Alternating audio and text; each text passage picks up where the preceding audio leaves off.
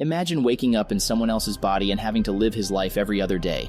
But things get more complicated if it's the opposite gender. Mitsuha is a beautiful young girl living in a small town in Japan. Everything seemed normal until one day. Mitsuha wakes up as usual and she sits down to have breakfast with her younger sister Yotsuha and her grandma. Surprisingly, both of them are staring at Mitsuha with concern. They ask her if she's alright and why she behaved so crazy yesterday. Mitsuha can't tell what they are talking about, but she has no time to inquire as she's getting late for school. She ties up her hair in her favorite red ribbon and steps outside. On her way, she meets her friends Sayaka and Tessie. They also asked Mitsuha about yesterday, but the poor girl can't recall anything. They walk past Mitsuha's father, Toshiki, and he scolds her in front of everyone. Toshiki has been getting elected as the town mayor for the past few years and left with no time to give to his family. Mitsuha gets lost in thoughts during the class and tries to remember what had happened yesterday. She goes through her notebook and sees a message. "Who are you?" Later during recess, she asks Tessie if he wrote in her notebook as a joke, but it wasn't him. He also reveals that Mitsuha had forgotten her name yesterday. She couldn't even remember her desk, her locker, or how to tie her hair. But all Mitsuha can remember is having a vivid dream of someone else's life. Sayaka tries to cheer up her friend by changing the topic and mentions the upcoming town ritual. Mitsuha isn't fond of the town rituals either. Actually, she hates this place and wishes to live in a big city like Tokyo. Her little town, Itomori, doesn't even have a single cafe. Mitsuha goes straight back home and helps her grandma in making braided cords. It's a tradition passed down in her family. They look after a shrine and pray every year there with special rituals. However, Toshiki abandoned the shrine long ago and the old grandma has to take care of it. As the night sets in, Mitsuha and Yotsuha perform traditional dance at the shrine and attract the public. Afterward, Mitsuha prepares the oldest kind of sake by chewing on the rice and letting it ferment. It's called kuchikami sake. Mitsuha feels embarrassed doing this all, but she can't disrespect her family. Mitsuha hates this town and her life.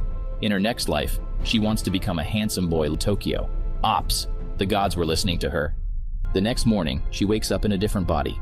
Mitsuha can't believe that she turned into a boy. She assumes that everything is a dream and waits for herself to wake up. Till then, she wants to explore her dream. A man calls her Taki and advises her to eat breakfast before going to school. She also receives a message from someone named Tsukasa who insists on him coming to school. As Mitsuha steps out, she finds herself in the middle of Tokyo. After roaming around for hours, she finally finds the school she's supposed to go in. Tsukasa is Taki's friend and asks him why he's walking and talking in a feminine way today. Mitsuha has no clue, and she's still waiting for the dream to end. Tsukasa also takes her to a cafe, and Mitsuha is overwhelmed with pleasure. She even spends a lot on food as she may never get to eat it again. Suddenly, she receives a message from her workmate. Tsukasa tells her about the place where Taki works part-time. Mitsuha experiences a hard time, and a rude customer tries to trigger him. Luckily, Taki's co-worker Miki handles the matter professionally, but the pervert customer damages her skirt. Mitsuha is an expert at thread work and offers Miki a free repair. Miki loves the design on her skirt and admires Taki's new, sweet and calm personality without knowing that a girl is living in his body. Later that night, Mitsuha goes through Taki's phone and notices that he keeps a daily diary. For today, Mitsuha writes there, "Walk to the station with Miki after work, thanks to my feminine powers." Before drifting to sleep, Mitsuha suddenly remembers about the message she read in her notebook. As an answer, she writes her name on Taki's hand. The next day, Taki and Mitsuha wake up in their own bodies and can't recall much.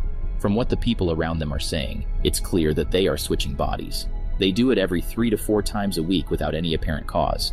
They can't stop it, so they decide to lay out some ground rules to protect each other's way of life, like not having a bath, not wasting money, and so on.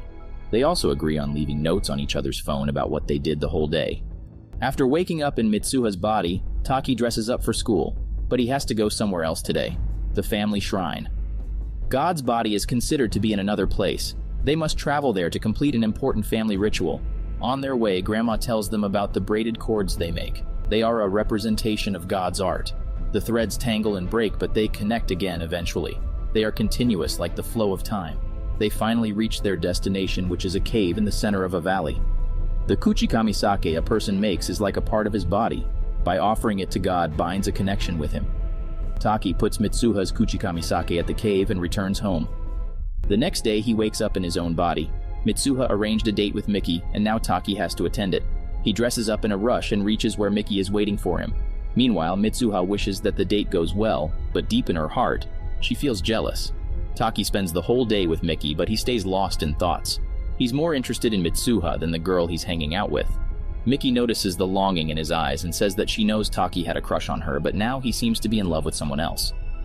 Mitsuha has developed feelings for him too and often seems lost. Her friends ask if she's going to join the autumn festival, but Mitsuha refuses. Later, she feels the urge to see the comet that will pass over Japan tonight. Mitsuha dresses up and joins her friends at the festival. The comet flies right over her and it looks divine. But suddenly it starts to disintegrate into smaller meteors. She can't remember what happened afterwards. Taki tries to call on the number Mitsuha left in the phone notes, but the call doesn't go through. He waits till he gets in her body again, but it doesn't happen for weeks. Taki keeps drawing all the scenes he witnessed as Mitsuha. He wants to collect enough clues that will lead him to Mitsuha. Yes, he's going to find her. He requests Tsukasa to cover his work shift, but Tsukasa gives it to someone else and accompanies Taki. He has also brought Miki to help. They believe Taki has fallen in love with an online friend and now he's looking forward to meeting her. But Taki doesn't even know where he's supposed to go. He keeps wandering in circles while holding the sketch he made. A few days pass by like this, but there's no progress. They finally decide to give up. Before catching the train, they eat lunch at a local restaurant. The owner notices what Taki drew and recognizes the town. But the next thing he said leaves Taki in a deep trauma. Itomori was a small town, but it doesn't exist anymore. A meteorite destroyed it 3 years ago. Taki can't believe his eyes and pulls out his phone to see Mitsuha's notes. They all start disappearing by themselves. Taki started researching the whole incident. He reads all the related news articles, books, and magazines. The comet that passed over Japan had split into meteorites, and one of them fell on Itomori. It killed around 500 people who had gathered for the autumn festival. The names of victims include Mitsuha. The girl Taki fell in love with died 3 years ago. Taki wonders if what he experienced was just a dream. The scenes he remembers must be because of the news he saw 3 years ago. After realizing this all, he forgets his love's name. It must all be just hallucinations. Taki apologizes to his friends for causing all the trouble and decides to return to Tokyo. Suddenly, Miki notices the thread tied around Taki's wrist and calls it similar to the braided cords mentioned in books about Itomori.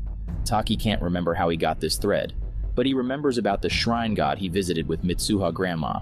If he actually traveled times, then the god cave must exist. Taki leaves a note for his friends and decides to find the cave. The driver who takes him to Itomori is Toshiki, but Taki doesn't recognize him. He follows the path he vividly remembers and reaches the valley. It's there, the god's cave. Taki also finds Mitsuha's kuchikamisake there. He prays to God to give him another chance and he drinks the kuchikamisake. Taki feels like falling down from a cliff and opens his eyes in Mitsuha's body.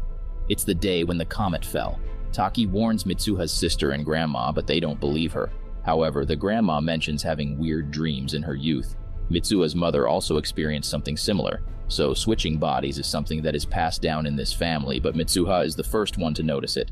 Taki must find a way to evacuate the town before the disaster. The only one who trusts him is Mitsuha's friends. Together, they plan a strategy. Tessie will use explosives from his father's workplace to blow up the power stations. Then they will hack the town's broadcasting channel and Sayaka will make an announcement through school radio.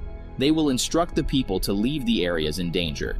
To keep everything in control, Taki must include Toshiki in this plan, but the rude man calls Mitsuha an idiot. While walking back from his office, Taki finds Yotsuha and orders her to keep away from the festival. In response, Yotsuha advises Mitsuha to stop acting out of instinct. Yesterday, she went to Tokyo, and now this. Hearing this, Taki recalls the moment that happened 3 years ago. Mitsuha had come to Tokyo to meet Taki, but Taki didn't recognize her at that time. When she was going back, Taki asked her name. Mitsuha answers and gives him the thread she used to tie in her hair. That's the thread Taki involuntarily ties around his wrist. Suddenly, Taki realizes that Mitsuha must be in his body right now and it's in the God Cave. Taki takes the bicycle from Tessie and rushes to the cave. Meanwhile, Mitsuha has woken up in Taki's body and looks around the cave. They both can hear each other's names being called but can't see each other. The sun is setting in and twilight appears. It's said to join the two worlds and finally, Mitsuha and Taki can see each other. Taki returns her ribbon and apologizes for not recognizing her when she came to Tokyo. He suggests they write each other's name on their hands so they don't forget it again. Unfortunately, before Mitsuha can finish writing, the sun sets in. Taki starts walking back while repeating Mitsuha's name. He must not forget it. He hurriedly takes out the pen, but as soon as he tries to write, he forgets it. Meanwhile, Mitsuha has no time to waste. She must complete the mission of saving the town. She rides to the grid station with Tessie and sets up the explosives. The blast turns off the electricity of the whole town. A terror has spread in the public already. Moreover, Sayaka announces an upcoming forest fire and tells people to evacuate the area. Mitsuha and Tessie also help to evacuate the danger zone as soon as possible. Toshiki assumes it is a prank and orders his team to capture the kids. They also announce that no one needs to evacuate. Mitsuha rushes to her father's office while trying to remember Taki's name, but she can't. She suddenly remembers that Taki wrote it on her palm, but he didn't actually write his name, but instead he wrote, "I love you." After a few seconds, the comet arrives and splits into meteorites. One of them falls on Itomori and destroys half of it. 5 years have passed away, and 8 years since the comet incident. Taki doesn't remember anything about Mitsuha or switching bodies with her. However, a feeling of longing is still with him. He travels a lot looking for a job, but wherever he goes, he feels like searching for something. He doesn't know it's a place or a person, but it's definitely something that will complete him. Miki visited Tokyo after moving out a few years ago. She meets Taki and mentions the time when he went to Itomori with them, but he can't remember much from that time. He only remembers that he researched a lot about the incident. The meteorite fell, but it didn't kill many people as they had already evacuated by a fake announcement. Meanwhile, Mitsuha and her friends had survived the incident and moved to Tokyo. They have passed by Taki a few times, but he didn't recognize them. Then, one day, Taki and Mitsuha see each other on the station. They get out of the train and look around to find each other. Finally, they have met, but can't gather courage to speak. They were about to pass by each other when Taki looked back and confessed that he may have met Mitsuha before. She thinks the same. Before the time parts them again, they both speak simultaneously and asks, "What's your name?"